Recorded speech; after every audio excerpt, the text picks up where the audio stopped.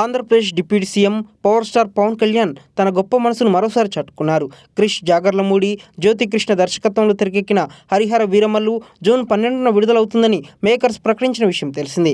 2020లో పట్టాలెక్కిన ఈ సినిమా సుదీర్ఘ కాలం పాటు సెట్స్ పైనే ఉండిపోయింది. పవన్ కళ్యాణ్ రాజకీయ కార్యక్రమాల్లో బిజీగా ఉండడం, 2024లో సార్వత్రిక ఎన్నికలు, ఆ తర్వాత రాష్ట్ర ఉప ముఖ్యమంత్రిగా బాధ్యతల స్వీకరణ వంటివి చకచకా జరిగిపోవడంతో ఆయన తన సినిమా షూటింగ్లకు బ్రేక్ ఇచ్చారు. దీంతో చాలా రోజుల పాటు షూటింగ్ నిలిచిపోవడంతో నిర్మాత ఏఎం రత్నంపై ఆర్థికంగా అధిక భారం పడింది. నిర్మాత పరిస్థితిని అర్థం చేసుకున్న పవన్ కళ్యాణ్ సినిమా కోసం తాను తీసుకున్న 11 కోట్ల రూపాయల అడ్వాన్స్ను వెనక్కు ఇచ్చేసినట్లు తెలుస్తోంది. సినిమా విడుదల సందర్భంలో ఎలాంటి ఒత్తిడి లేకుండా రిలీజ్ చేసుకోవాలని నిర్మాతకు పవన్ ధైర్యం ఇచ్చారు. హరిహర వీరమల్లు కోసం పవన్ కేవలం అడ్వాన్స్ మాత్రమే తీసుకున్నట్లు కథనాలు వస్తున్నాయి. ఇదిలా ఉండగా హరిహర వీరమల్లు విడుదల ఆలస్యమయ్యే అవకాశం ఉన్నట్లు సోషల్ మీడియాలో ప్రచారం జరుగుతోంది. పోస్ట్ ప్రొడక్షన్ పనులు ఆలస్యం అవ్వడమే దీనికి కారణమని తెలుస్తోంది.